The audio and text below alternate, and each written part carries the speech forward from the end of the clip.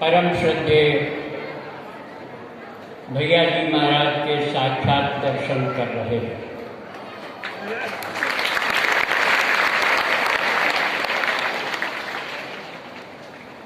देखिए, ये एक सनातन सत्य है कि संत एक धारा है। कभी वो कृपाल सिंह की धारा थी, वही धारा स्वामी दिव्यानंद जी महाराज में थी और वही धारा देवेंद्र मोहन जी में है।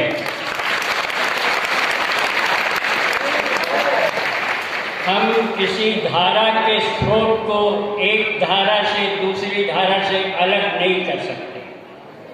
कोई अंतर नहीं है, क्योंकि धारा एक है। और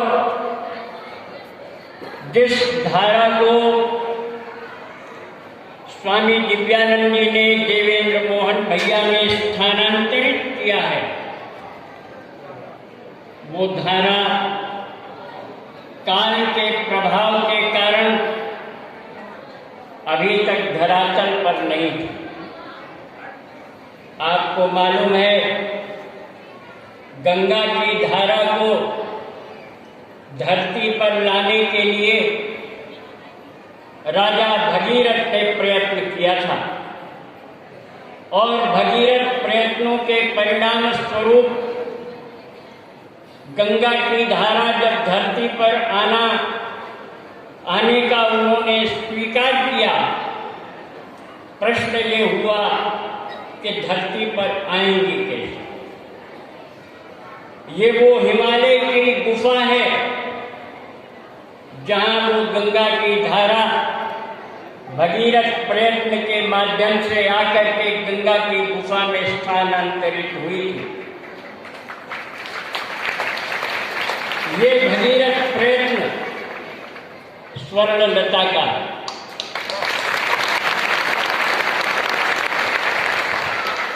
स्वर्णलता और मनोज दोनों ने एक ऐसा अथक प्रयास किया जिसके फलस्वरूप ये आध्यात्मिक धारा, ये सनातन धारा आज उस कृपाल नगर रूपी हिमालय पर्वत की गुफा में स्थायी रूप से प्रवाहित होने के लिए आ गई। अभी वर्मा जी कह रहे थे मेरे से पहले, इतनी गर्मी है, इतनी उलझन है, संगत फिर भी आपका दर्शन प्रसन्नता से कर रही है। क्यों कर रही है? इसलिए कि वो धारा में नहा रही है, वो उस धारा में नहाते हुए उस शीतलता का अनुभव कर रही है जो रूहानियत में भरी होती है, उसमें ताप कहीं होता ही नहीं।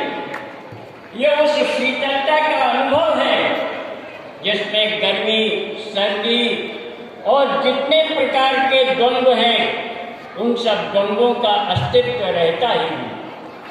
हम ऐसी सनातन धारा के रूप में आदरणीय देवेंद्र मोहन भैया जी के मार्गदर्शन का हृदय से अभिनंदन करते हैं और उनसे आशा, अनुरोध, विश्वास और उस रूप में जिसे स्वीकार करना उनकी प्रतिभूति है।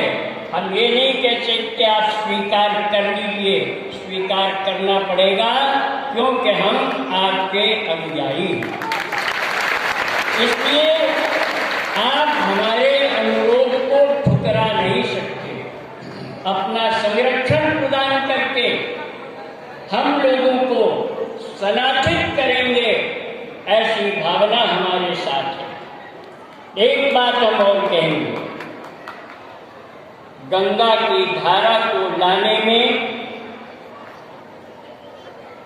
देवराज इंद्र का बहुत योगदान था और देवराज इंद्र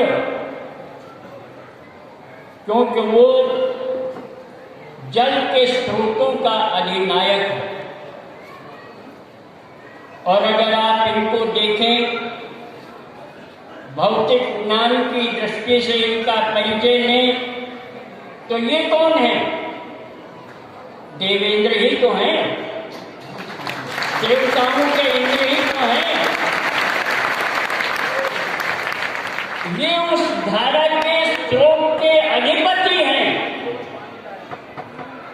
और इंद्र के पास स्वाभाविक कवच हुआ करता था, वो बिना कवच के कभी नहीं रहता था। इनके पास भी इनका एक कवच है। भगवान ने, परमात्मा ने, उस सद्गुरु ने जिसकी धारा इनमें प्रवाहित है, उसने इस धारा को सुरक्षित और अक्षुण्ण प्रवाहित करने के लिए इनको कवच प्रदान किया है। ये उसके संरक्षण में, उसके साथ में काम करेंगे और इन्हीं भावनाओं के साथ अधिक समय न लेते हुए हम आपसे पूर्ण आदर, विश्वास और दृढ़ भावना के साथ आपके मार्गदर्शन की शुभकामना करते हुए संगत को सनाचित करने की प्रार्थना करते हुए अपने वचन को विराम दें। बहुत बहुत धन्यवाद आचार्य जी। अब श्री केतनलाल